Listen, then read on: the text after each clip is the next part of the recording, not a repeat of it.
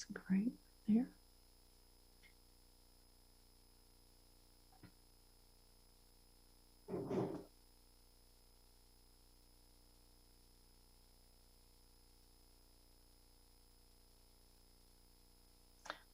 Okay, we are ready to go live on Facebook. I'm opening the waiting room now, and everyone here's wishing everyone a great meeting.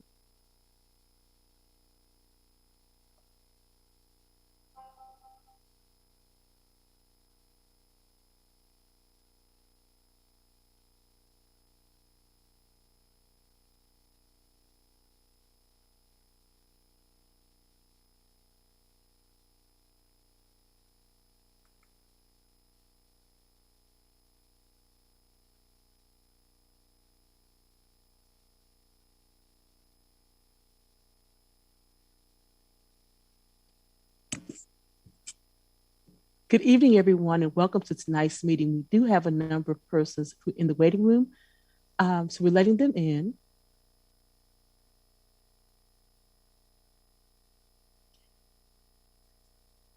Again, good evening, everyone, and welcome to the Dallas ISD Bond and Construction Services meeting for the replacement school for Victor Hexter Elementary School. This is the design charrette, so it will be interactive. We'll be using polling tools and other items to allow you to give your input and share your thoughts about the design and critical elements for the replacement campus for Victor Hexter Elementary School. I'm going to pause right now and yield to our interpreter, who will give further instructions on how to participate in Spanish. Go ahead, Yoda. Hola, buenas tardes, buenas noches. Si desea escuchar esta reunión en español, seleccione la opción en español en la parte derecha inferior de la pantalla, lo que es el icono del mundo. La opción en español no es compatible con el Chromebook. Le recomiendo entrar a la reunión utilizando su teléfono celular, computadora, PC, iPad, tableta o laptop. Gracias. Thank you so much, and thank you for joining us and supporting us this evening. Once again, this is the virtual community design charrette for the replacement school for Victor Hexter Elementary School. We do have people joining us in the Zoom call and in the waiting room. We'll be continually allowing people in, but we're also broadcasting live on Facebook in both English and Spanish. The rules are simple here. This is an interactive section, so we do want to hear from you, hear your thoughts and suggestions, and there will be opportunities for you to participate. We ask that you do keep your microphones on mute so we don't have any accidental hiccups here with the cameras. And when the opportunity presents itself, you'll be able to raise your hand, use the reactions button in the lower right-hand corner, and we'll allow you to go off mute to make any questions at the appropriate time. There's also a poll that you'll be participating in as well. And if you open your chat room, you will see a link to that poll in the chat room. We encourage your thoughts, your suggestions. We're here to hear from you because this is your community school. With that being said, it's my pleasure to start the meeting off by introducing the assistant principal for this particular school, AP Hutchison, if you wouldn't mind bringing greetings at this time. Welcome, everyone, and good evening. My name is James Hutchison. I'm the assistant principal at Hexter Elementary, and I do just want to welcome all the parents. We all know that what makes Hexter unique is how much support and involvement we have from our parents. Also, just want to welcome all our staff members after a hard day of teaching kids and working hard. They're here to, also recording in progress. And just to thank you to the whole community and everyone who's making this possible. I know everyone at Hexter is really excited for this. And it's evident by the number of people on this meeting now that, people say it takes a village to raise a child, and we have more than that here at Hexter. So just thank you, everyone. Wonderful, and thank you so much for everything you're doing, not just today and not just being on the meeting, but everything you do every day to help to educate our young scholars. And supporting him, and of course, is the amazing executive director for this particular feeder pattern, and that would be Ms. Vega. Ms. Vega, would you like to make remarks this time? Absolutely, Miss Bell. Thank you so much for that introduction. So, welcome everyone. I am super excited to be here this evening with you all. My name is Lisa Vega, and I am the proud and dedicated Executive Director for the Bryan Adams North Dallas Cluster. And I want to say welcome. I want to say welcome to Dallas ISD Bond, welcome Trustee Mitchgay, and most importantly, welcome Hexter parents, staff, teachers, and community. We're so excited about this evening, and I look forward to the collaboration. And I want to thank you in advance for your time that you're giving this evening. So I'm excited, and I can't wait to hear on the designs. It's going to be an excellent evening. That's a good one. Um, Hexter and Dallas ISD are indeed fortunate to have some amazing board of trustees, and we're fortunate to have joining with us the trustee for this school, Mr. Dan Mishkay. Trustee Mishkay, if you would like to make opening remarks at this time. Yes, thank you very much, and thank you everybody for attending tonight. We're really excited about this project. It's been a long time coming. Hexter has always been a great school, but the greatness has always been in the culture and in the teachers and in the involvement.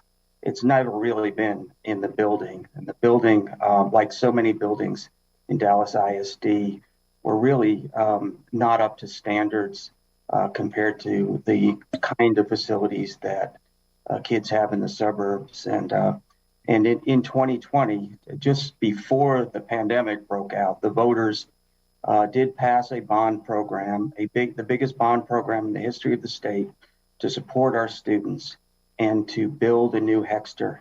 And so we're really excited that the new building, which all of you will contribute in the design of, will finally bring the facilities up to the standards of the academics and culture of Hexter. So I am so excited, and I'm going to turn it back over to Jacqueline, and I look forward to all of your input. Thank you. Thank you so much. And again, we've had a number of people join the meeting since we first began. So I'm going to go back over a few housekeeping rules. This is an interactive meeting, which means we want to hear your thoughts, your suggestions. What you'll do tonight will actually drive the design for the school. You'll be able to participate either by submitting questions and comments in the chat room. There's also going to be an interactive poll, and the link to that poll is in the chat room. You just have to scroll up a little bit. There'll be an opportunity also using the reactions button to raise your hand to go off mute and ask questions at that particular time. We're also broadcasting live on Facebook. So Facebook, we know you're there. And we're asking you, I'm putting the link to the poll on Facebook right now. You can also participate in the poll, ask your questions, and we'll get them answered. Make comments on Facebook, and we will get those shared and answered for you as well in real time. We're good, and don't worry, this won't be the first time you'll hear this. I'll say this several times to make sure that everyone knows how to participate, because your voice is important. And I had a question. Yes, this meeting is being recorded, and it will be shared on our bond website. The project website for this school is dallasisd.org/the new Hexter. And that link is included in the chat room as well.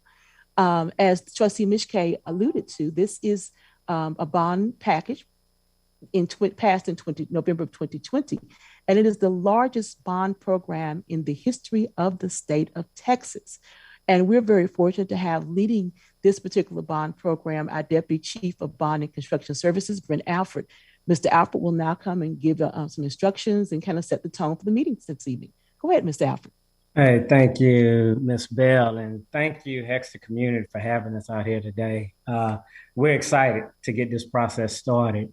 And in the 2020 bond, we're doing things a little different. We wanted this to be a real collaborative process. So we started with this design charrette. And what is a charrette? A charrette comes from a French term that means chariot or cart, right? It started at the Beaux-Arts School, architecture school, when a professor would go by his students' desk collecting their drawings in a little cart. And when he approached them, they would start working very furiously on their assignment, trying to put those finishing details and touches on their design. So before we start this rush of design, we have to define the problem. So tonight, I want our architects, you to give our architects that type of inspiration, their big ideas that they're going to work very furiously on to come up with your design in this charrette. Like I say, it won't be all produced tonight. It's just the first step of listening. So without further ado, I'm going to hand it over to your architects, LPA, led by Mr. Graham. Go ahead, Mr. Graham. Thank you, Deputy Chief Alfred, and thank you, Hexter community, for allowing us to be a part of this process. Thank you for coming tonight to lend your voices to this process so that we can ensure that this new Hexter school meets all the standards of DISD, but also becomes a school that you are proud of for generations to come. Next slide. So you've heard the welcome from a number of people. You've heard the meeting purpose, which is really to give voice to the design for the new Hexter school. But we'll dive a little bit deeper into kind of the neighborhood context, some of the existing school features that we've noticed on our site visits, possible new school location. And then, as Ms. Bell mentioned, there'll be a polling activity and there'll be a Q&A at the end. Next slide. So again, I'm Brian Graham, architect and project manager with LPA. You see our design team here, Craig Drone, who's the principal and studio director for our Dallas office, Emily Koch, who I'm joined by this evening, who is our interior designer, Jim O'Pelt, who will be our lead project designer on the project, and then Damian Martin, who will be the project architect. Next slide. And just to make sure we have everything working well, please pull out your smartphones or click the link in the chat to the poll. And as I'm sure teachers tell their students, don't go ahead in the poll till we ask the question. I'm sure everyone wants to know what's ahead, but please bear with us as we work through this because we want to make sure we gather everyone's input. So please take out your phone, scan the QR code, or click the link in the chat to access the poll. And you know who we are, so we just want to know who's in the room tonight with us. Parents, neighbors, just concerned citizens, students. We just want to know who we're having a conversation with this evening.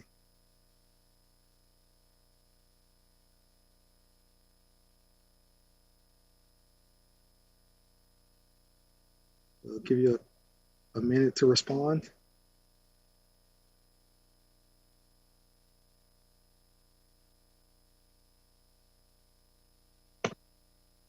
I saw a comment that there was no link in the chat. I just re-input that link in the chat for you to access it.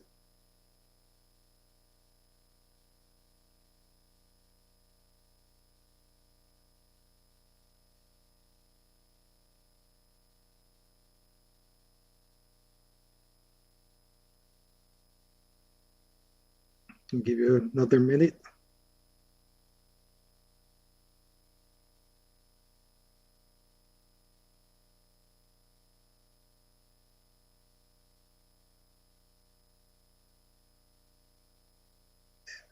Emily, are we seeing a predominance of any one group, or do we have a pretty good mix?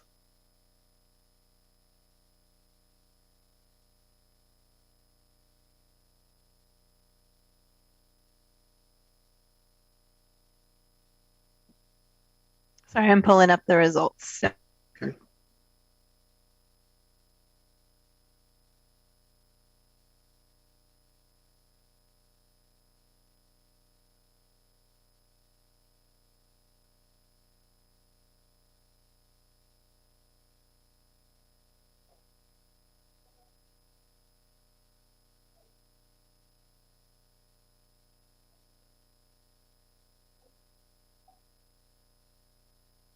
And while Emily's getting those results together, you still have another minute to go ahead and click your responses.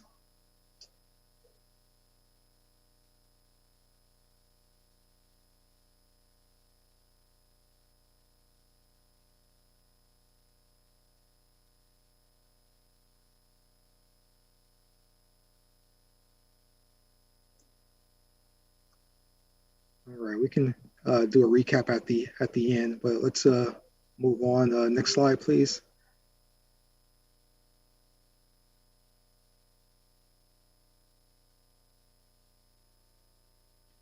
So just a little context. When we looked at the existing school, Hexter, surrounded by Waterview, Northcliffe on the west and east, and Brookhurst and Peavy to the north and south, really just taking a deep dive look at the neighborhood. If you do a 5-minute walk around the school, It's really in the heart of single family housing neighborhood with some small retail to the southeast, church and buildings of faith to the north.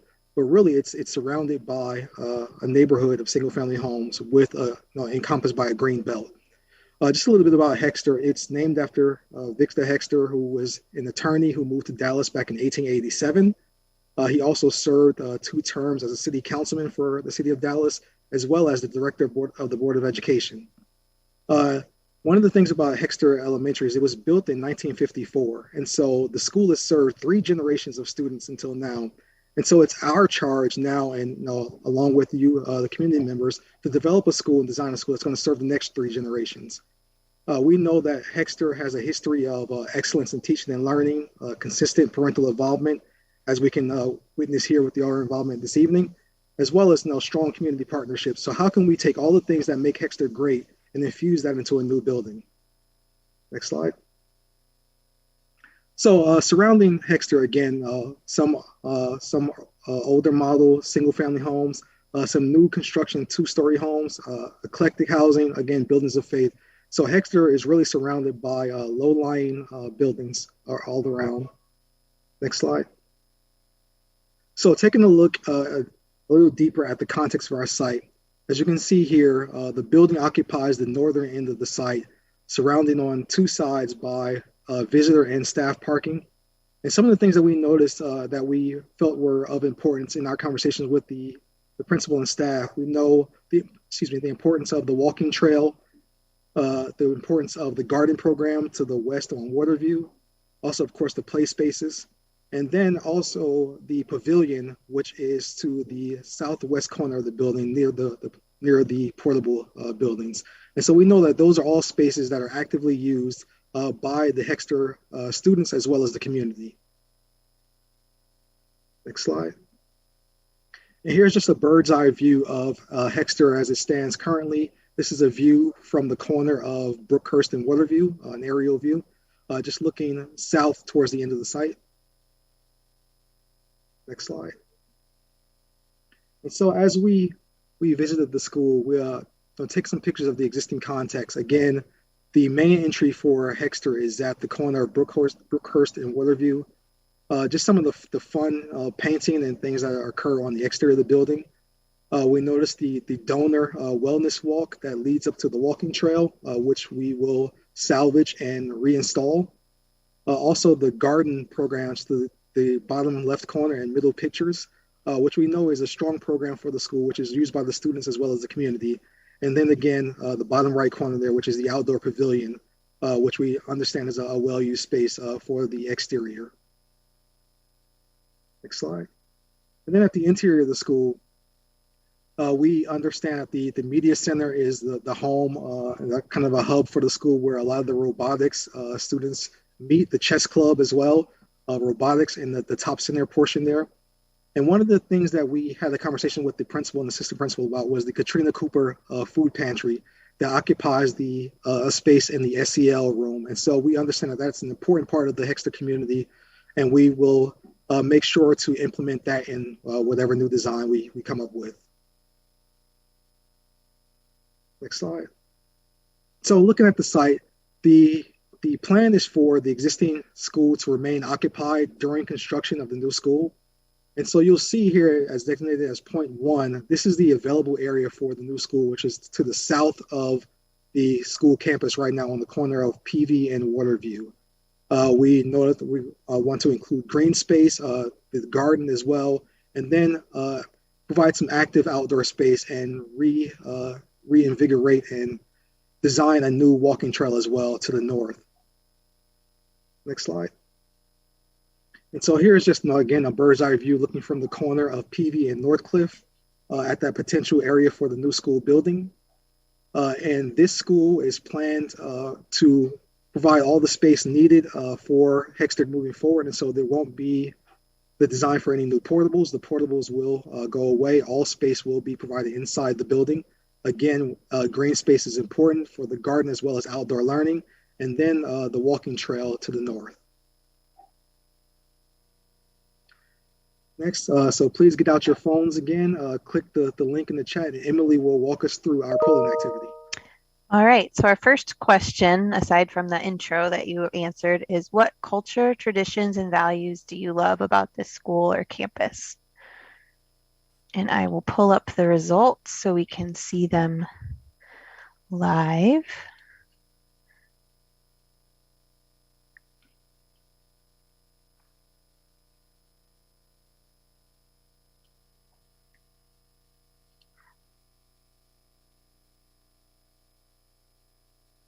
Give you guys a little more time to respond.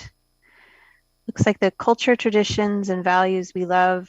I see the word community a lot, community involvement, striving toward excellence, the garden, food pantry, the outdoor spaces, community, the staff, and again, community garden track.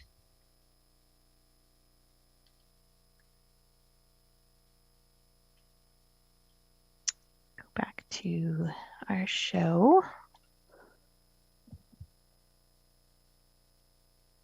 Feel free to keep responding.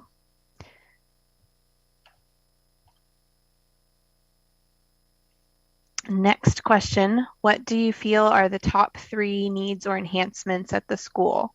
And we've provided a list of suggestions here, such as improved parking and drop-off, improved safety and security, modernized classrooms, modernized staff spaces, modernized shared spaces, including library and gym, improved cafeteria and lunch spaces, improved spaces to support specialized programs, art, science, music, robotics, orchestra, adaptable learning spaces, improved outdoor learning spaces, and collaborative spaces where students can work together on projects and schoolwork.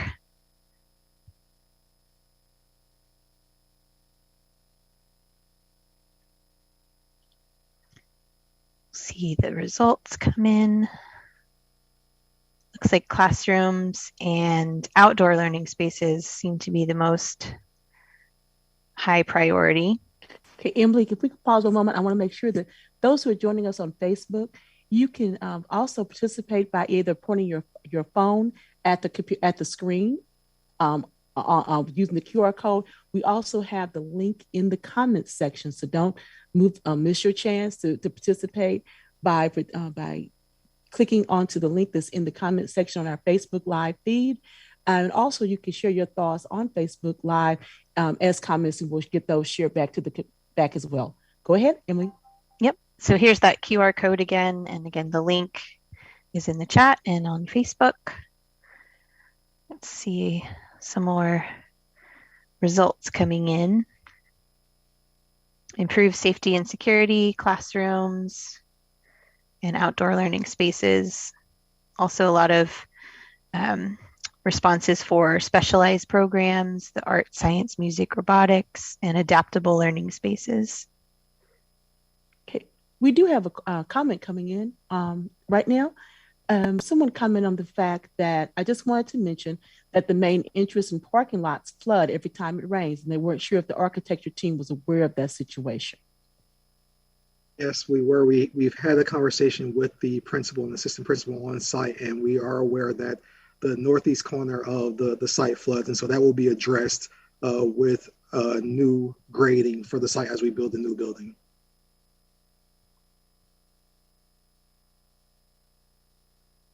Okay, Emily, keep going. All right, and our fourth question, what makes you excited about this project?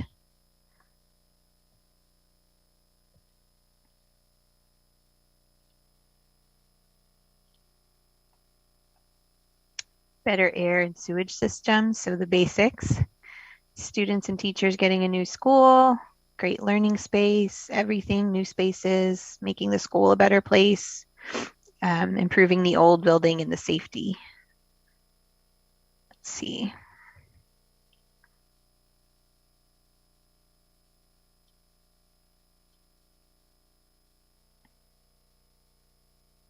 I hate to interrupt again, Emily, but we have several people who just joined us on our Zoom call. We want to make sure that everyone is able to participate and is aware of what's going on. Right now, we're doing polling with activities. The QR code you see on your screen, you can use to access the poll to let your thoughts and comments be shared. Also, there's a link in the chat room as well. So here's a question. Are we supposed to be pressing submit every time?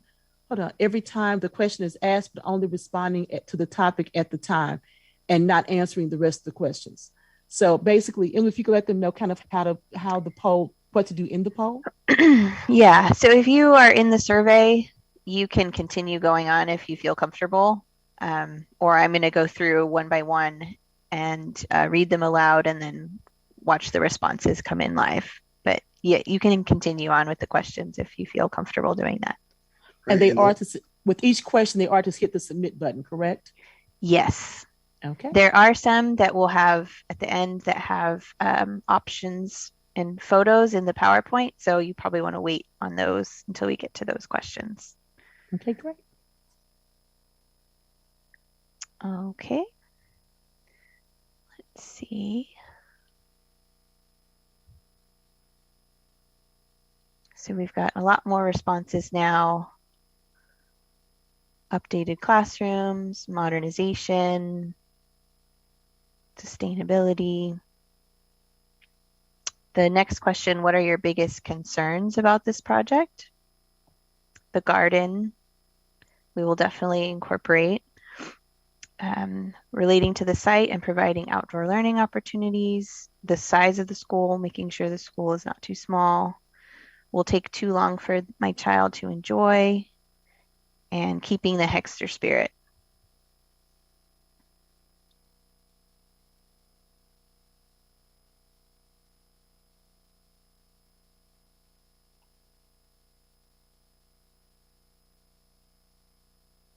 See a lot of concerns about the classroom size, the school size, and the enrollment, and that has been discussed with the district. So the school will be a larger capacity than it currently is.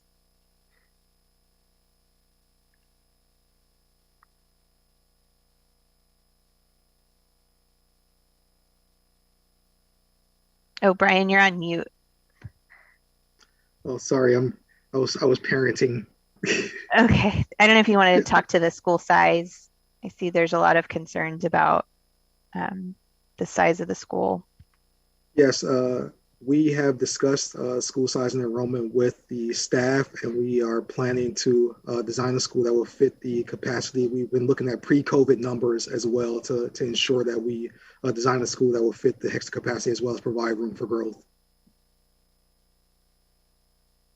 And we also provide the architects with our technical design guidelines and ed specs, and it specifies all the sizes of our schools in DISD. So they also have that as well.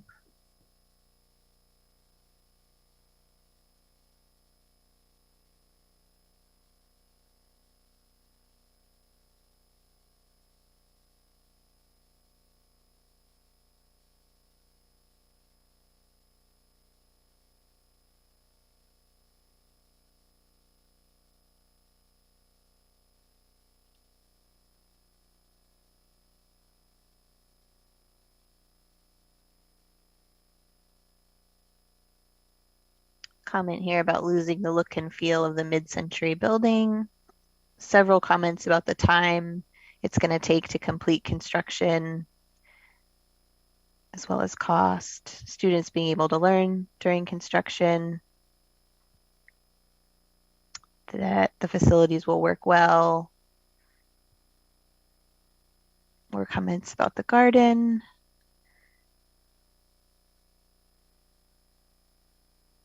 No more portables. The new school will not have portables. Brian, do you want to talk a little bit about the schedule? Okay, I do want to jump in. We are getting some comments in the chat room, some questions. We're going to hold those till after the presentation, and then we'll go through all of those as well. So we're not ignoring you.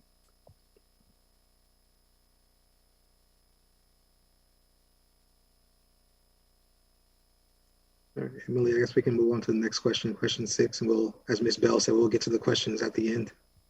Okay. All right, so what do you envision seeing as you walk through the new school? Describe the atmosphere of the space.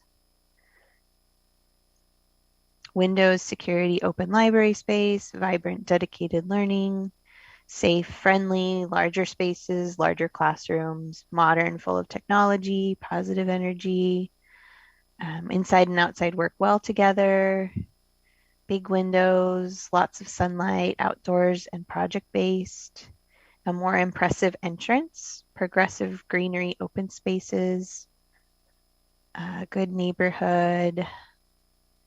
Every class have its own thermostat, light, bright, modern, enough classrooms, open, airy, welcoming, higher ceilings, and bleachers for games. I'm gonna go ahead and refresh, make sure we get all your responses in.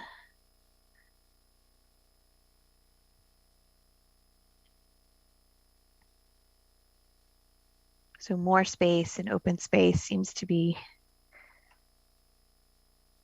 very common response. Airy, welcoming, warmth, homey, welcoming and personal, clean and fresh, welcoming, safe, friendly, and peaceful.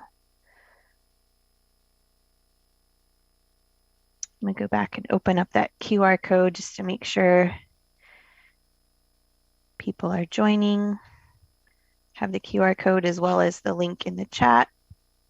Okay, what existing community partnership programs are important to retain?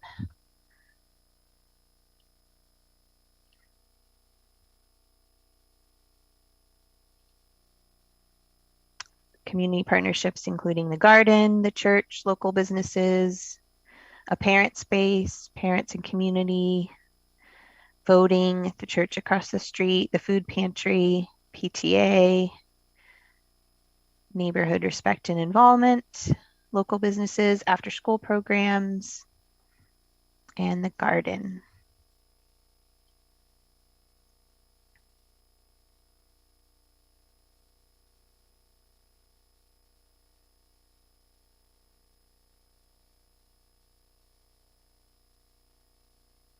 The mindfulness program.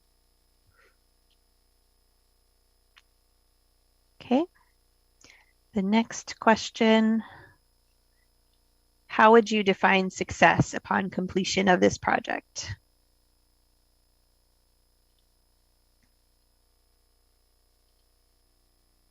Modernized learning spaces, looking attractive, new space, parent involvement and school growth, happy students, no tear down, minimum of revisions, educational advancement, preserving the outside space and community use, completed without interruption to the student learning, welcoming area that is secure, a place that can grow and adapt, a sustainable building, and not without delay or disruption, and maintaining the garden with some improvements and sustainability.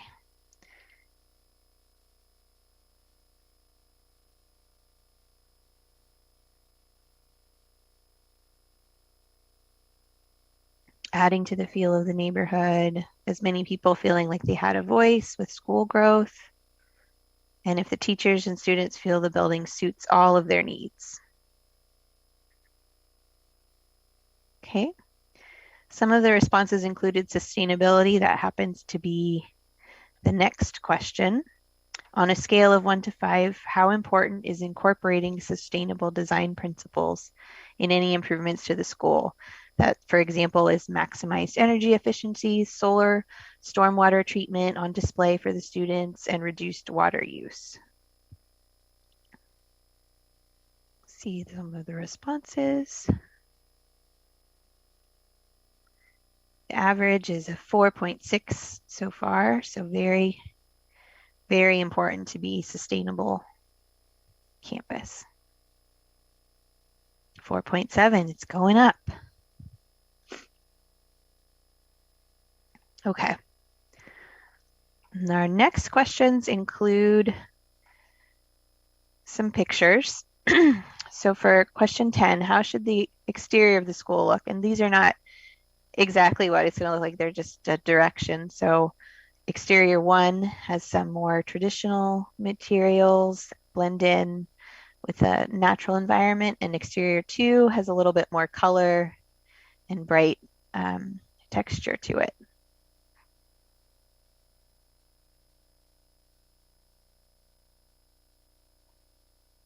Give you guys a second to respond. And I'll refresh.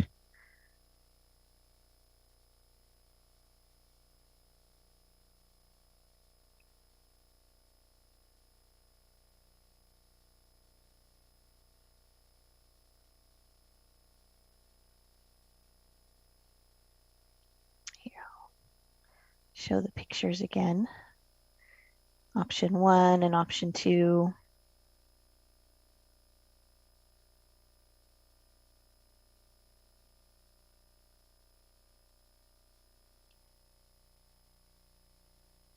So far seems to be option 1 is the favorite.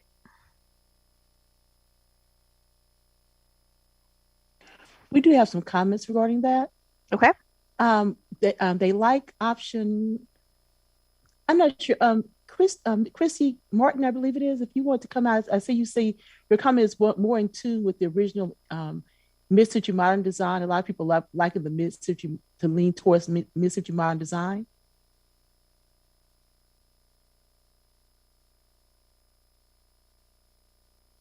Okay.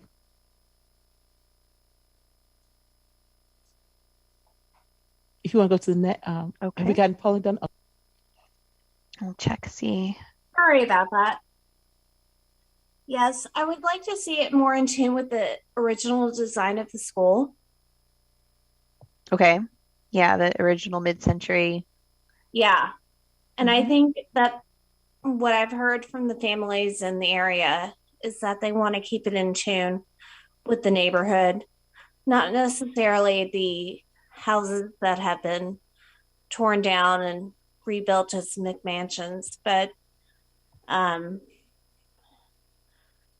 what the neighborhood really does preserve as mid-century modern. Yeah, so a little smaller scale. Smaller scale. I've seen some revisions on some of the high schools in Dallas, namely Carter and some of the other high schools where they've taken out the mid-century modern features that didn't necessarily need to be taken out.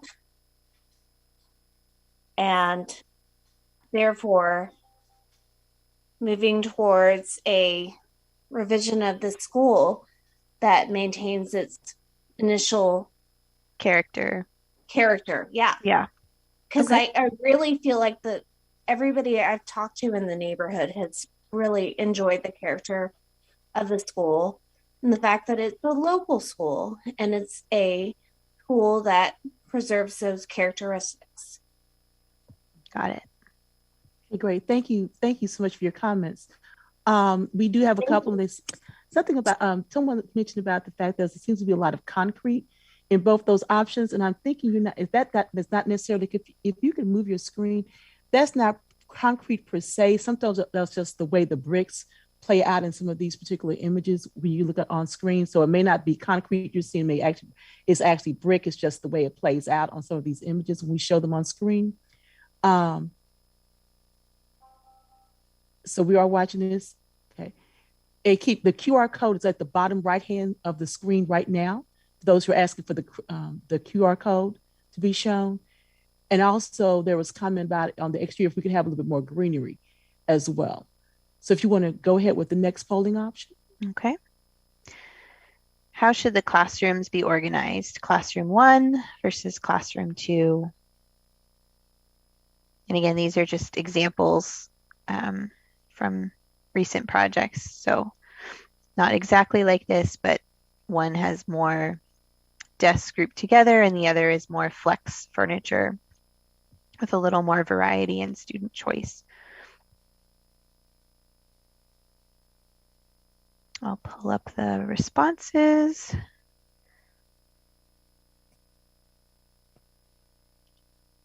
I'll pull it down so you guys can see the pictures.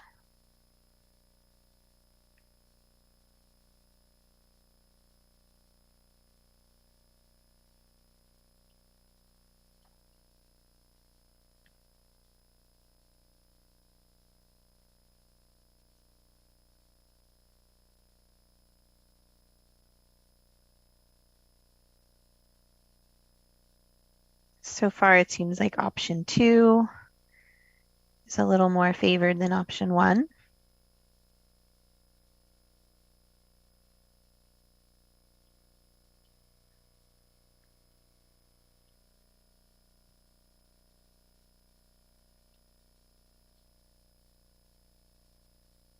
We're jumping ahead just a little bit. We do have a question I want to ask.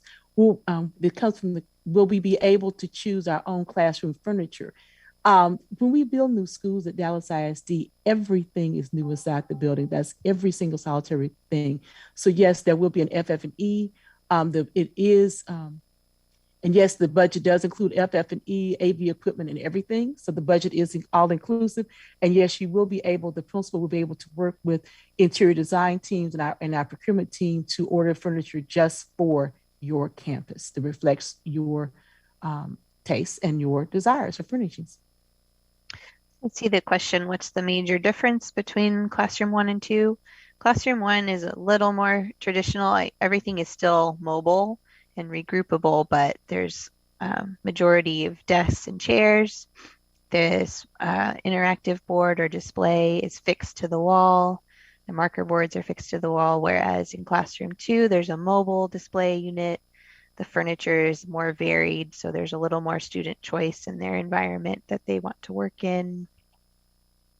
And the room is a little bit more flexibly laid out.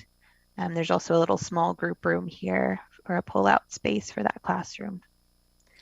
But in both designs, there will be natural lighting. Yes, so there's windows to the exterior. There's a window here in this classroom as well. Big concern is that we have very little storage space. Will we be able to incorporate more cabinets and shelves? In these two, there's a lot of mobile storage in the furniture. There is some built-ins as well. And we'll definitely work with you on the amount of storage we're providing. Would the windows open to the outdoor air? Potentially, yes. We also have a number of things coming. So you understand the fact that there are some ed specs that are a little different for lower grades, including furnishing designs and all those types of things. So yes, they will be customized by grade level as well. If you want to move on to, and again, we are monitoring the chat. We will be coming back and have you be able to ask questions and get to those as well. If you want to go, I guess, the next poll. Sure. How should the library look and function? So library 1 versus library 2. Again, they both have mobile shelving. This one you can see is very linear. It has some warm wood. And the other one is a little more bright and colorful.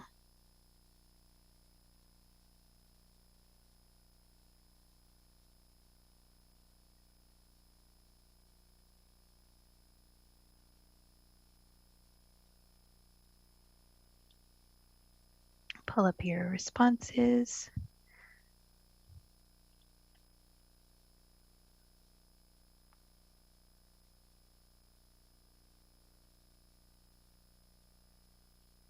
So far, it seems like fairly even between the two. Maybe a little more toward option 1. Someone commented the fact they like the wood in option 1 in library option 1, but prefer the library design in option 2. So let me you can actually say those things. Let us know. There's nothing is set in stone right now. So if it's something you see you like from better in one, but you like something from the other one, please share that information. Let us know. And if you want to go off mute, you can also do so by, if you look at the reactions button at the bottom of the screen, you can actually raise your hand. And at some points, we will open up and allow you to go off mute to ask additional questions. So a number of people saying is, okay, somebody doesn't like wood, but we do have a couple of people who agree with wooden option, the wooden one, but the layout of option 2, natural, a lot of natural light as well. Mm-hmm.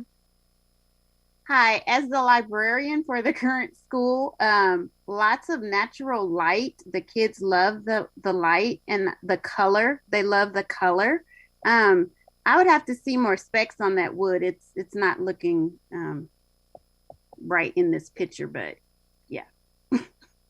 Okay. And again, those are items that will be able to be customized. It's more about the look and feel to give and let's back up a little bit. I should have said this earlier. What we're doing tonight, there are no designs currently for the building. We're taking what you're saying as a guiding tool to help them to design that. So if you like the wood, but that's not the wood you like, maybe you're not a cherry wood person, you were like, oh, whatever. It's more about the elements and getting the look and feel. So as the design to give this designer some direction in the way to go, as they come back and start drafting designs and other concepts and layouts. Yes, thank you. Yeah, these are not at all exact. They're just images for discussion to offer up some examples of different directions. Okay. And Ms. Young, I know you got tagged on a couple of calls. We have a number of people who are all excited about your library. Love the colorful spaces in option 2 for the young elementary school, looks more fun. They like the seating in the reading nook with views to outdoors, maybe a lighter shade of wood. They prefer the corner window of 2, but prefer number 1 overall. Yes, there will be a circulation desk, of course.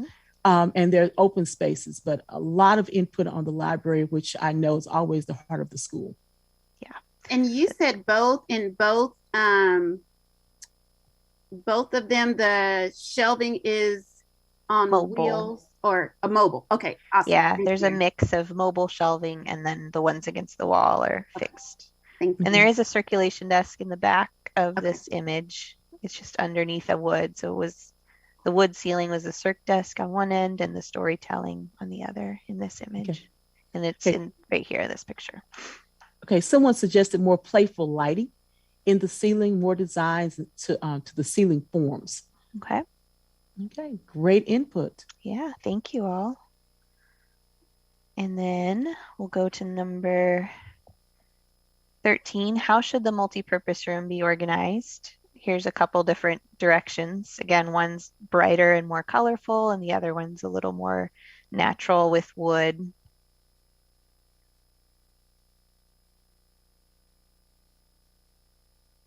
What's the difference in the flooring on these two? So this one is like a resilient flooring product, a tile, like a VCT.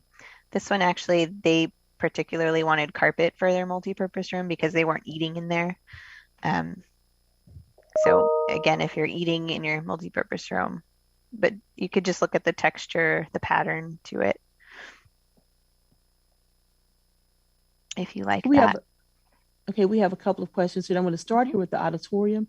Current ed specs for Dallas ISD does not require, there are no auditoriums being built currently in our new elementary schools. Most are going towards either a cafetorium or a gymatorium. Mr. Alfred, you want to make additional comments about that? Yeah, exactly right. All our new models, just studying, where 21st learning is trending, and we're looking at auditorium and gymatorium models. So we're really early in the design concept, but we'd like your feedback on that as well. Right. So definitely eating, we would not want to do carpet. You can see all the tables and chairs are pushed to one side in this image. And I see a question about views to the outside. In both of these images, there's views behind us to the outside. Okay, so you're saying gymatorium and cafetorium. So does that also mean that that this will also be the gym and this one will also be the cafeteria, or is this in addition to a gym and or a cafeteria? It's an option. It's a combined gym and cafeteria space, or it's a combined gym and auditorium space. So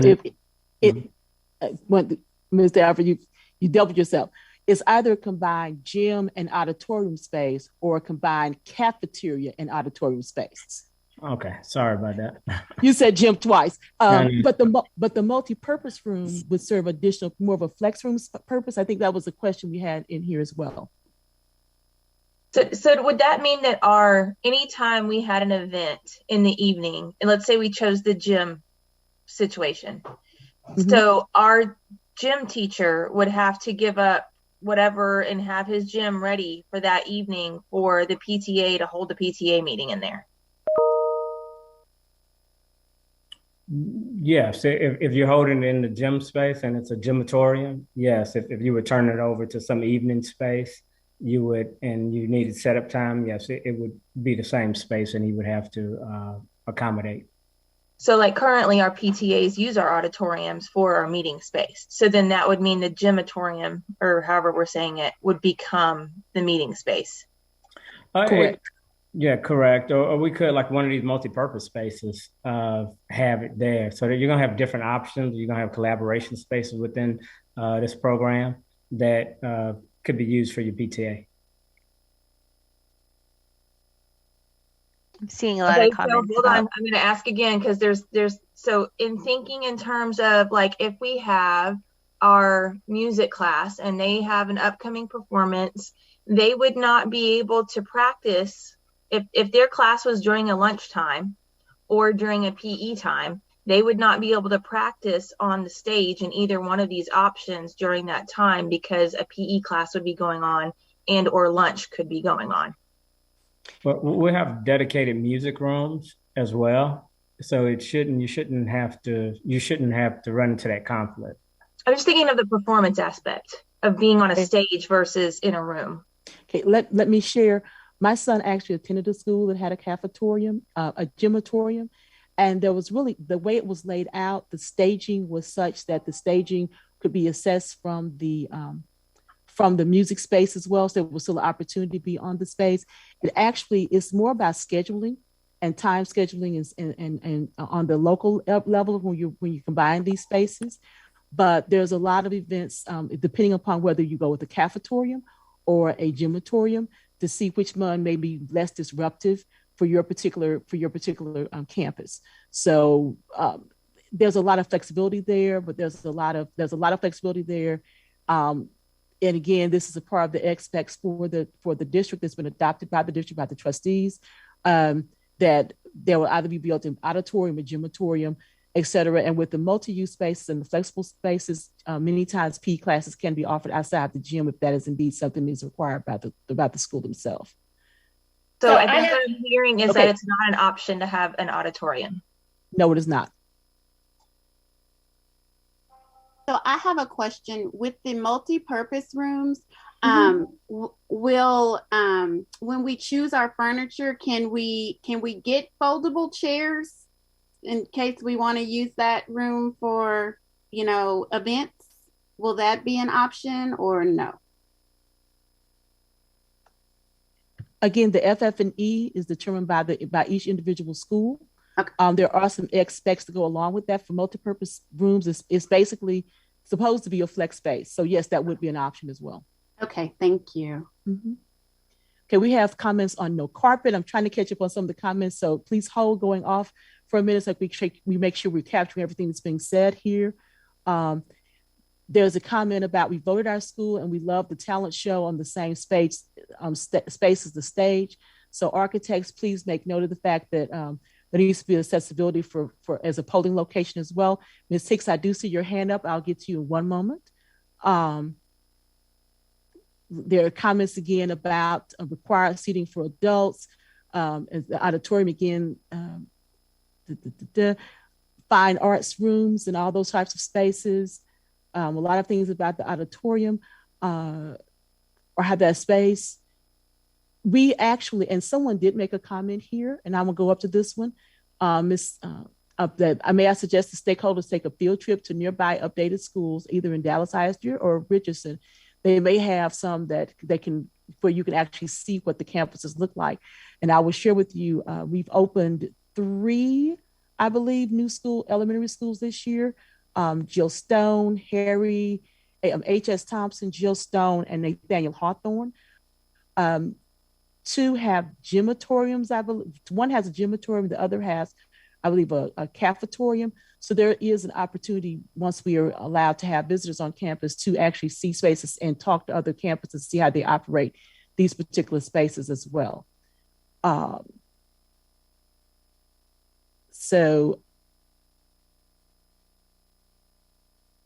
And we see someone, oh great, we'll share, someone put an actual stock photo in here of what they like to see for the ceiling. So please make sure architects to capture that. Mr. Lusk put in. Okay, here's that image. There it is, really cool. Clouds. Yeah, Okay. so an option to do clouds instead of a flat ceiling. Okay, And pull up our responses. okay.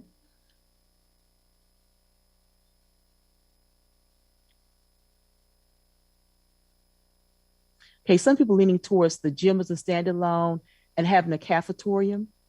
Is what we're seeing in the comments as well. And yes, it will have a full projector and sound system. It'll be equipped to serve both needs as an auditorium and as a cafeteria. Okay. Okay. Dan, is it possible Ms. to Hicks- circle back on this no auditorium thing? I think we just have so many people utilizing so many places at Hexter. I just don't see this fitting our community the same way. I taught in Richardson. I've had a cafetorium. We went to school at St. Bernard, so we've also done the cafeteria auditorium, and it's cold and it's impersonal and it's not the same feel as our auditorium. It's just not. Okay. Trustee Mishke, if you wanted to go off mute and respond, I know that you were part of the decision-making process on that as well.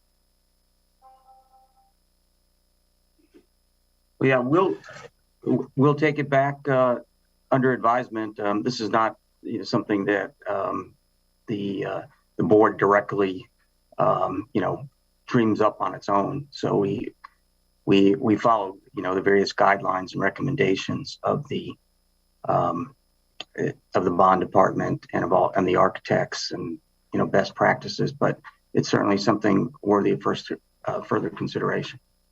I think, and if you know our teachers, if you see their faces in here, they're dying. I mean, like, their faces are sad.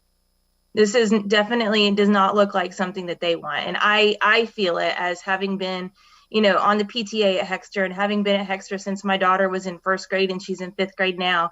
And my older son was at Hexter. And I think that's part of a special uniqueness within the spaces that we have that I think I don't know how to put it in words right now during this meeting, but I think this is a mistake for us if we switch this way. I just think it's a very heavily used space, and I'm not sure if every campus is the same. But for us, it's a very heavily used space. It's the space that our parents go to the most often, and we do have a lot of parent involvement. The most memorable programs and things that happen in our auditorium, and so I think that we can't really imagine not having that space. And I think that the fact that it's not really an option to have some kind of a space that's specifically for that is difficult for us.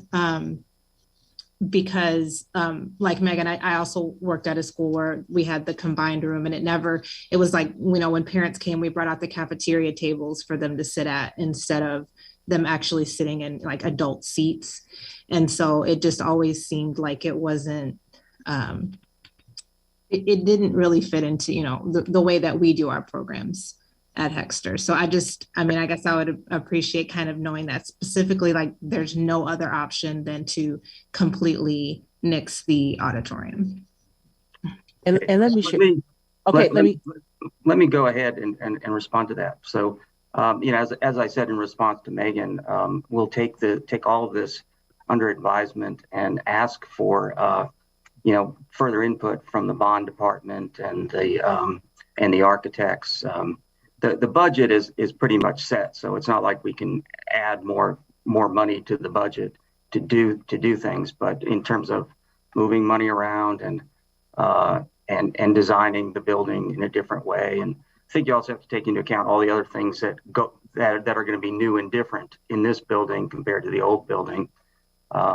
So I think I've heard everybody loud and clear, and we'll look into this further. This is not a decision that's up to me personally. There's just a whole lot of people who have input and influence in how these options are derived. But I think it's very clear that everybody who has commented has talked about the importance of an auditorium, and I think it's also important that we just look at what else is out there before just jumping to a conclusion that we can't have one. I mean, I certainly hear the importance of it, but I don't think, just based on our discussion here, we've gotten beyond just knowing that it's important, but we haven't fully explored what the other alternatives are yet. So, but I hear this very loud and clear. Thank you. And if I could share, we're talking about, there are a lot of questions about the furnishings and how that were operating and everything. Some of the successes for our cafeterias is based on this furniture selection as well. So it's not a matter of moving tables and chairs out of the way, but again, that's further down the line as we get more into interior space design. Right now, we're trying to elevate the conversation to give direction to the architects on looks and feels and where to go. We hear you very, very, very, very clearly about the auditorium. About the auditorium and all those types of things. And again, it's difficult to kind of see how one can do it, but just let's go through the process. We hear you. There are comments about the using of extracurricular classes taking place, constantly rotating and having spaces for those. There's questions about after school program, making sure we have adaptable spaces to be used for those. And I believe I'm trying to lump them together to give the architect direction, because we are having some repeat questions going on. So if I'm not reading yours directly, I am scanning through to make sure. So I could play for the students during school. Okay, we will have programs. A lot of this has to do with internal scheduling as well, as far as how one would schedule spaces and how those things would be directed on the campus level as well. So would the campus need to, okay, here's a question. Would the campus need to expect to give up other items if they push to an active auditorium? That's something that we'll have to look at on the long range, I believe, Mr. Alfred. Yeah, something we'd have to look at. As Trustee said, our budget is set at this point. And like I say, when we studied our previous campuses, we started, this was an opportunity to consolidate two spaces. And like I said, if you get a chance to visit our other campus, I would strongly encourage it to see how they're being utilized and how some of these issues may go away for you. But we do hear you, and we will continue to study it. Yeah. And to answer the question, I've seen one in here. Yes, a cafetorium or a gymatorium would have a full stage with all the equipment that will be needed, just like in the auditorium. So that's one of the questions that kind of I'm lumping those together. Here's a consideration as well. Please consider an outdoor covered event space that ties into what we do outdoors from the auditorium, like an amphitheater kind of design. Okay, someone here says that they're on the campus with the cafeteria. When our cafeteria tables convert to benches, very quick tour over, and there you go. So let's go ahead and move on. I think we have another poll coming up. Okay. Yep. And two options for collaboration spaces. One is more closed, but right off the classrooms, a space right in the circulation doubles as a collaborative space. In the other option, there's a wider opening from the classroom into that space. So more like a sliding door system versus just a single door. And again, to answer and to give your preference on this particular poll, either use the QR code or the link. The link is in the chat room. Just have to scroll up a little bit, but the QR code is right there. And so is the URL on the slide itself.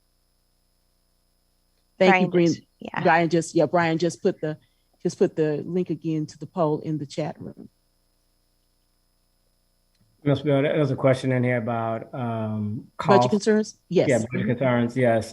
We do have escalation and inflation built into our budgets, and we can tap into those to cover those costs. Okay, great. And if you could just enhance a little bit more for the collaboration space, how they're normally used. I see Mr. Ziegler put on there on code day, students are currently waiting for pickup in the auditorium while the after school program is going on in the gym and the cafeteria. If we could talk about how the collaboration spaces are used and how some of the flex spaces are used as well. Yeah, so the collaborative spaces are meant to augment the classroom function.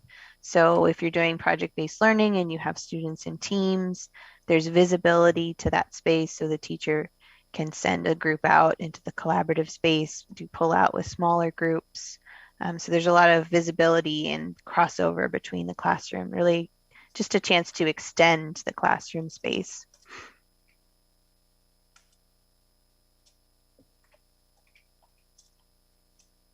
Okay. We want to move on to the next. Okay. We do have a question about how many collaboration rooms would we have or spaces would there be? We're still looking at that with the program, but both of these images are utilizing the circulation space that's already built into the project as augmenting the classroom space. So rather than it just being a hallway that you walk through, making that active with surfaces like marker boards and plugs for power and display so that it really becomes a usable space. Okay, and we have a comment here. We have persons who like the ceiling in number 2, but it seems loud and will be difficult to focus compared to number 1. Okay, yeah, that's a good input. Okay, Ms. Yates, yes, there will be a teacher workroom. All that will be included. Teacher break room, teacher workroom, all that will be included in the space as well. If you want to move to the next options. Okay. Mm-hmm. And 2 images about outdoor learning. This one, they're both right off the classroom spaces. This one is a little more natural. It's got a big curved seat wall, some green space, and then some DG surface. And the other one is more concrete and turf, a turf mound and a planting area, a chalkboard wall for kids to write on. And again, if you like certain things about one image or the other, you can feel free to comment. I see one comment too has way too much concrete. And could the space be a science lab? You could definitely augment your science experiments outside as well. Yeah, and if we're talking about if we're thinking about the flex space or collaborative space we're talking about, each one of them does. Each school, each elementary school does have a dedicated spaces for science, so that this would not be an either or. The flex space that you saw, or the collaborative space, would be in addition to the already planned and required science room spaces. Oh, great idea here. We have, can the outdoor learning space include an outdoor chessboard? Be sure to make a note of that one. Yeah, it's a great idea. We'll be getting to the playground soon. We love the native plants in option 1 and the shade because it's hot. Mm-hmm. They like the seating wall and lots of trees and shade option in number 1. And they're asking, would these outdoor learning spaces be in addition to the current garden? Any seating available? Mm-hmm. I think there are some seat walls back there in the distance, but definitely not as much as in this option. Mm-hmm. So this would be in addition to the community gardens, the gardening space and the playground space. Yeah. Yeah. Okay, this is not garden specific. This is more to augment the classroom areas. Okay. And another suggestion, outdoor chessboard, artificial turf area. We have outdoor areas right now that are not used and not maintained. Okay. Yeah, that's a good question. Will there be built-in like watering for this? Because that's one issue that we have right now at Hexter. There's nowhere to water. Yes, irrigation will be a part of the new school. Okay. And again, will trees be planted and how big will they be? all that be decided as far as the landscaping plan as we design, as they go forth and design the school. But certainly there will be, there is a landscaping plan that will go along with the school. Lots of comments about shade, seating, native plants. Mm-hmm. Oh, and they love the idea. People like the idea of the chalkboard wall in option 1. Okay. Chalkboard and chessboard. Chalkboard and chessboard. Covered walkways because it's hot. Yes. And then existing live oaks. Certainly, if we can maintain existing trees, we will try to save those. And they're saying water fountains outdoors. That's another one that's coming through as well. Okay, great. If we want to go to the next poll, okay. I think we've heard about the outdoor learning space. This is our last question. How will this school be bold, innovative, and generational?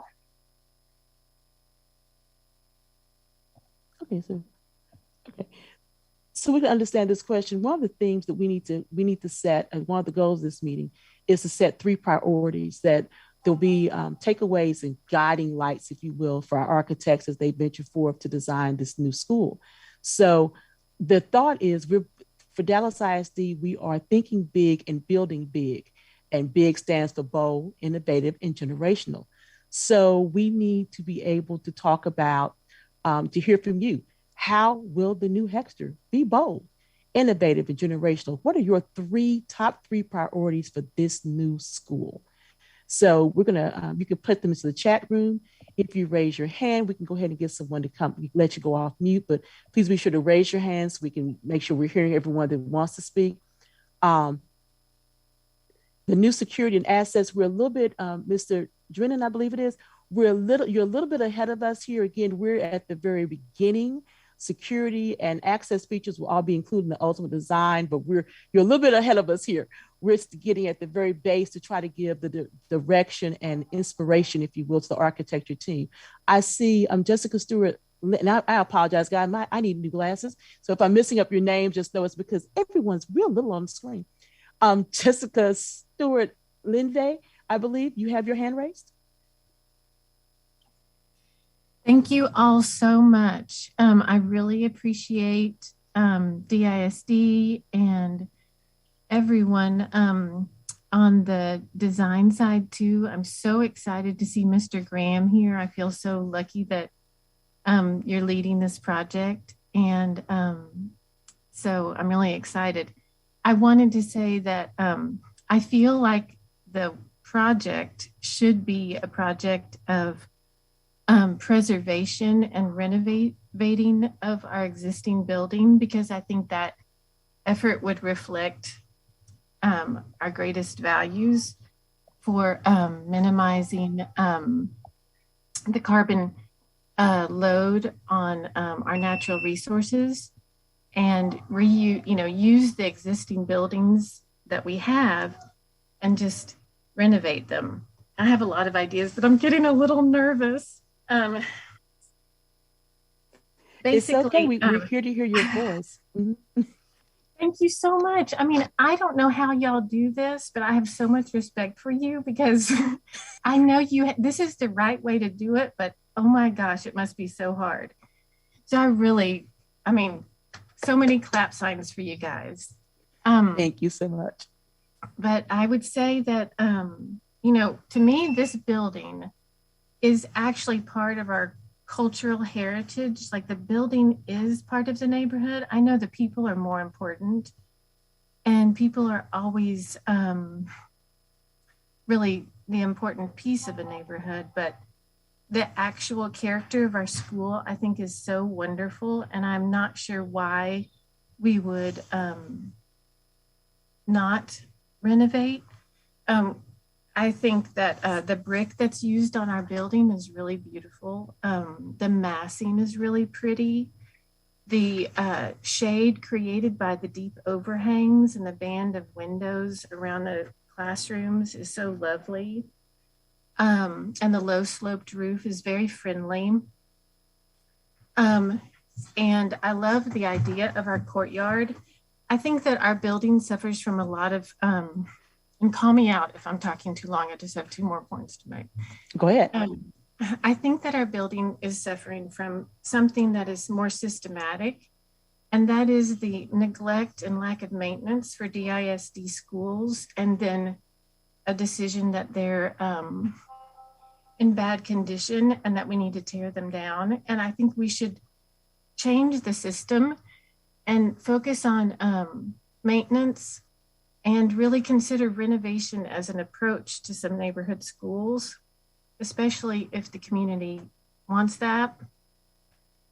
But the other thing that I think is lovely about our school is the way that the courtyard offers natural light for all the classrooms, and then the clear story windows in the classroom lets natural light into the hallways. So there's this beautiful flow of light from the outside through all the spaces. And so I just want to advocate to give our building a chance. Okay, thank you so much. Thank you all. Okay, thank you for participating. I'm going to go ahead and pause a moment here. I want to capture someone else's comments to piggyback on with yours to kind of put them all in context here. Someone said that while they agree that, of course, preservation of the existing building would be the first choice, but if we must build a new school, please make sure it's environmentally conscious and build green and sustainable. We do have several comments about making sure that we build for the growth in the neighborhood, because there are a number of new families moving in. And here's another comment. The existing school is not salvageable and would require our kids to be displaced while that happens. New construction is cheaper than renovation and retrofit. Personally, I do not want my kids shipped to a less desirable school during this process. So we want to make sure that everyone's voice is being heard. Ms. Freeman, I know you have your hand raised, but let me go to Ms. Russo first, and then we'll come back to you if that's okay. Okay, Ms. Russo? Hi, yes, thank you guys for the presentation. Again, I want to echo those sentiments because I know this isn't an easy process. I live in Old Lake Highlands across the school. I have for 9 years now.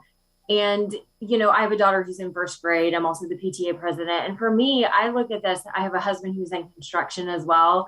I think the campus is great, but it's tired. And my concern is that when you try to renovate an old building, there are going to be unforeseen issues that come up, expenses that come up, where then we will be sacrificing other items throughout the construction process just to put a Band-Aid on something that's already broken.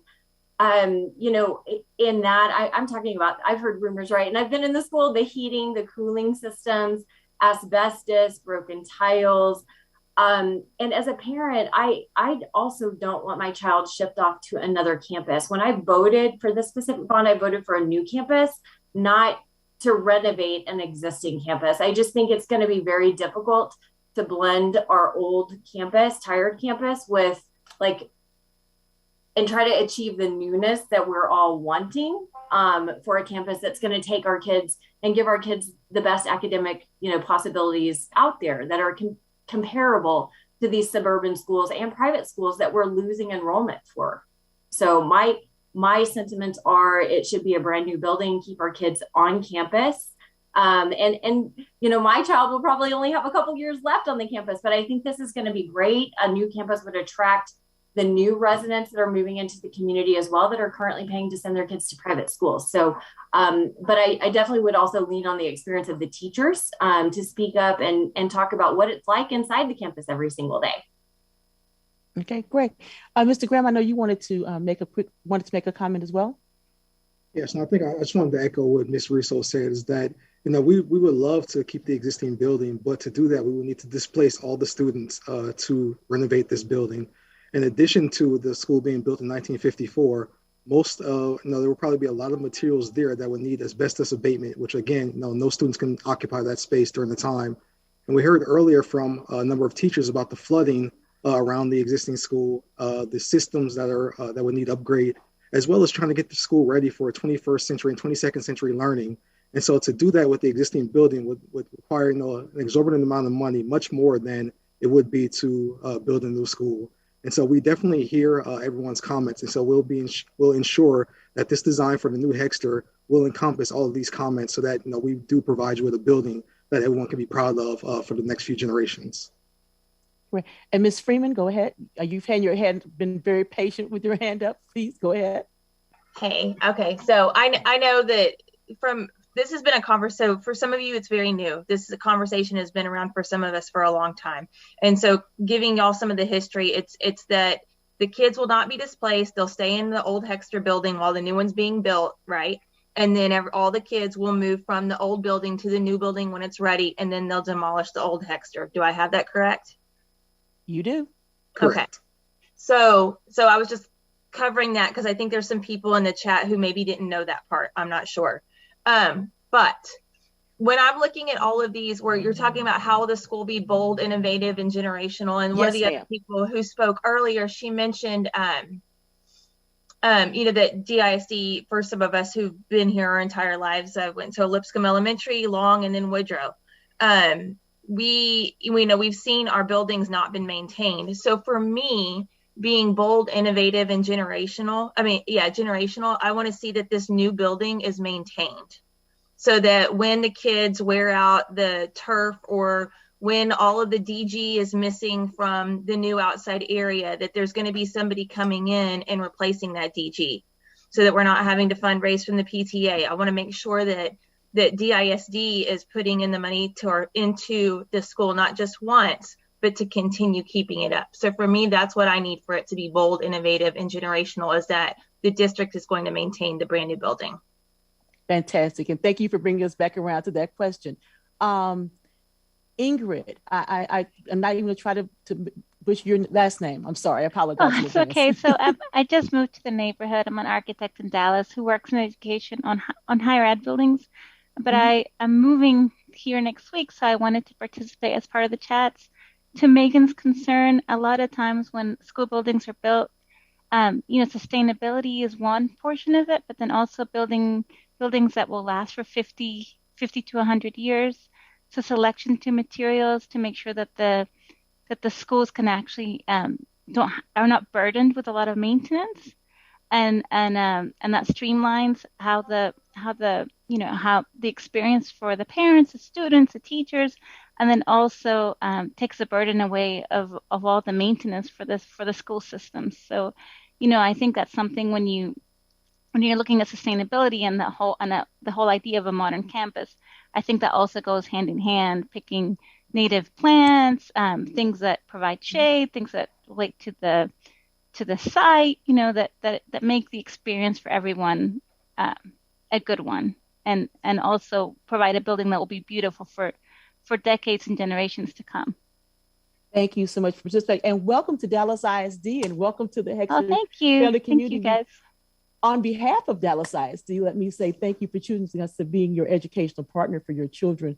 We know you do have a choice, and we know all of our parents on this call have a choice as to how and where your children will be educated. And we're so pleased and happy that you're partnering with us and allowing us to be your educational partner. And we're committed to doing and making sure that we have wonderful learning environments for our students. I know we had a number of people, we talked about this bold. Oh, great one. I love it. Matthew Cumney, bold, carbon zero operations, not just plants. Okay, let's go to some of the feedback we've had from this question about how we be bold, innovative, and generational. Go for it. From our poll. All right. Bold, innovative, and generational, sustainable, innovative, functional, elevating the building into the 21st century without losing the neighborhood feel. No concrete, where's the garden? Being the most green school in Dallas ISD, green, sustainable, modern, flexible, additional small spaces for small groups, testing, keeping community involvement use, indoor, outdoor, clean architecture that brings nature, native plants, rain barrels, sustainable, improved school should last many years, technology should enhance the instruction, got to move forward. Our greatest value is our kids. We need the school to fit into the neighborhood. Campus should be secure but open and inviting. Yeah, and I will say one of the hallmarks of LPA is sustainable design. And so that's something that we strive for. We are signed on to the American Institute of Architects 2030 Challenge, which challenges us to reach carbon neutral by 2030. And we were the largest firm in 2018 and 2019 to reach the 70% energy reduction threshold. So we do take sustainability very seriously in all our designs.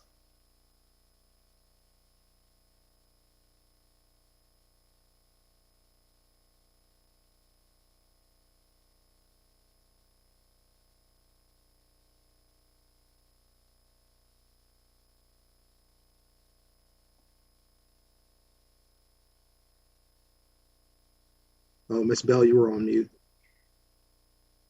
Sorry, moving to many things. Yes, we do have, there's a question about the dedicated space for school garden. The school garden will be included in this. There will be a dedicated space. And Ms. Young, you do have your hand raised, so go ahead. That was, you just answered my question. At the beginning, I remember the three areas, and I believe there was one dedicated right in the center for the garden. I'm not sure, but. Yes, we're just trying to look at spaces where we could provide programming for the school on the existing site. And yes, the garden will be taken into account as well as the outdoor spaces. So it will be two separate spaces. Well, I'll tell you what, this has been, and do we have any more polling options coming up? Okay, great. Just any questions? Well, I'll tell you, this has certainly been a lively discussion, and we're so excited. It excites us when we have a community to actually be able to come and participate as you have tonight. We are running right. We have about 5 minutes left in the meeting. So if there's anyone that has any other, I know we're going to get to that right now, Ms. Pierce. You're reading my mind. So we're going to go ahead and go back to Mr. Alfred for now. He may be able to answer some of the questions that we see popping up in the chat room, and the chat room has been saved as well. So we haven't lost anything that's being said. The architects we do have a record of this. Mr. Alfred, if you want to go forward with next steps where we move from here, a lot of people are asking about the timeline and construction and opening. If you could just kind of give us an update and kind of let us know what our next steps. Yes, thank you. Yeah, I was trying to answer some in the chat real quickly. Yeah, as far as the timeline, we want to have a series of these meetings. One we've listened to. You guys gave us a lot of feedback tonight, so I can tell it's going to be a very fun, active project, and we're going to have a great design because of it. So this design process will probably take us to the end of this year and probably early quarter next year. With that, we'll have to go to permit and start working with the city. And we would like to plan on bidding this probably sometime in the second quarter next year and begin our construction in the third quarter. And, when I add up that whole time frame, it's putting us to open the school in fall of 2025. So that's a high level overview. But, as things change and I'm looking at the data from COVID and some of the shipping and delays, we'll start to pull and tighten up that schedule as needed. But right now we're looking at an opening in fall 2025. But like I say, we're going to be with you every step of the way. So I'm going to work with Ms. Bell, and we're going to look for dates for our next meeting to kind of come back. And you will see, the architect's interpretation of some of the feedback you gave them tonight, because really tonight was really about just getting to know you guys, getting to know these big ideas, what you want to see in a school. And, they haven't even put pen to paper yet. So now that process starts. So with that, I'll kick it back to you, Ms. Bell. And again, appreciate it, Hexter community. Okay, Drennan is echoing that about the city of Dallas and the permitting process. Again, all the concerns have been heard. The chat room has been saved. This meeting has been recorded, and you have a website, so you can be familiar with this process. Again, it's about us moving forward and being big. So every time you'll see a little bit more and a little bit more, until we get to the final design that we will share that will incorporate everything that we've heard through your voices and throughout this process. You can keep abreast of this and other projects at www.dallasisd.org/the-new-Hexter. It's very simple. So you'll be able to keep track of this particular project. This presentation, the meeting recording, the presentation, all those things will actually be added to the website by close of business tomorrow. And with that being said, oh, you're so welcome.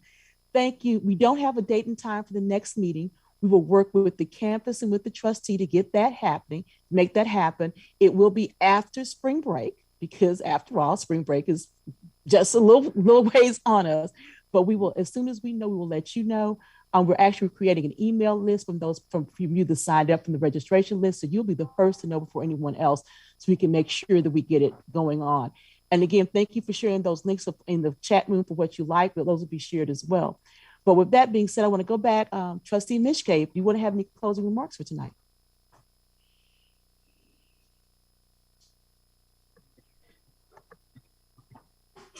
Yes, thank you.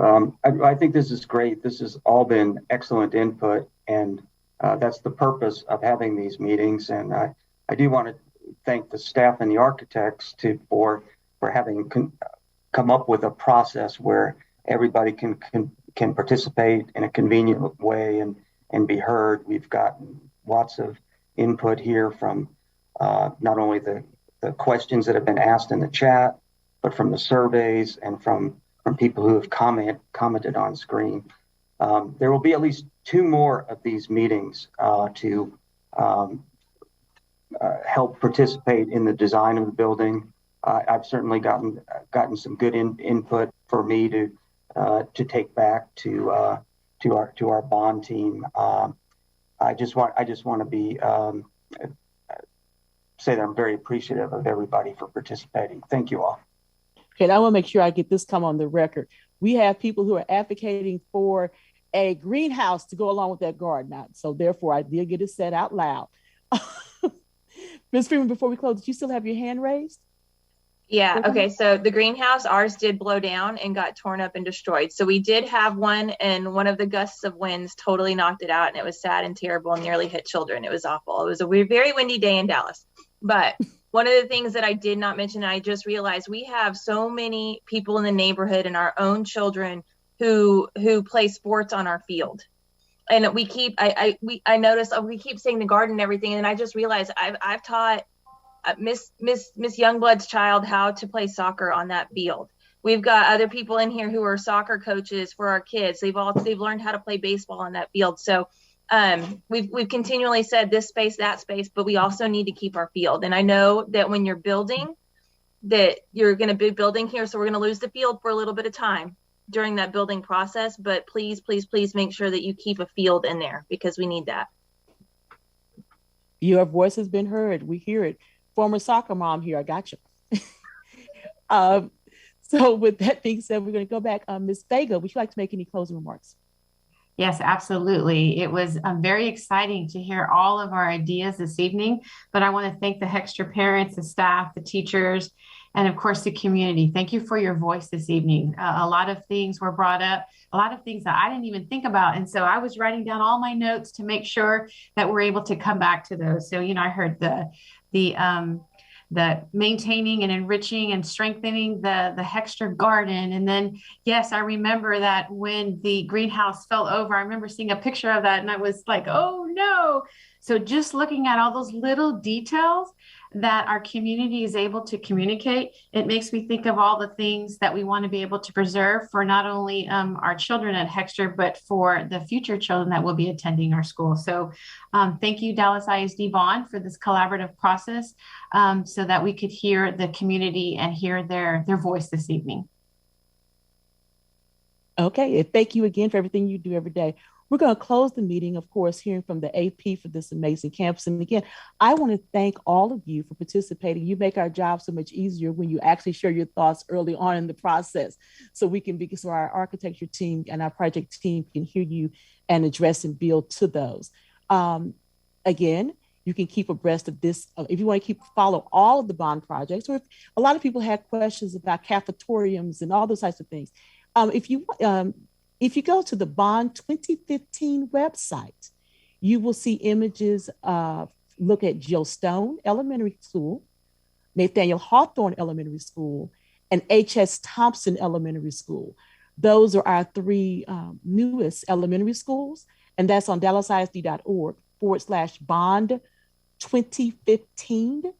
If you go to 2015 bond, you can see those. That can answer some questions for our design and usability and how the furnishings and all those sorts of things to prepare for our next meeting, our next go round of meetings.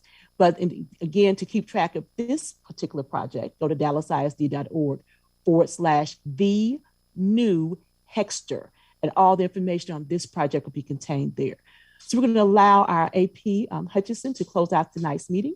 Go ahead. Well, thank you everyone for attending. It was great to see so much support from staff, from parents, and just the community. I want to give a big thank you to the architects and Mr. Mishke. I can really tell that y'all are listening to all the community's ideas, any concerns they have, and we appreciate that. I want to say thank you to our parents for not being shy and being vocal, and really, sometimes it might seem like there's some disagreements, but the big common ground is everyone wants the best for our Hexter kids, and that's just awesome. And lastly, thank you to all the teachers who stayed after a long day of work and got on here and made sure, y'all are the ones in the building every single day and giving your thoughts and ideas. It just means a whole lot. And I'm just really excited to see this building come up and start educating kids in it. So thank you, everyone, and I hope everyone has a great night. Hey, thank you again for joining us. And again, the website will be updated with this. Please share with anyone that you know cannot attend tonight, and have a wonderful evening, everyone. Good night.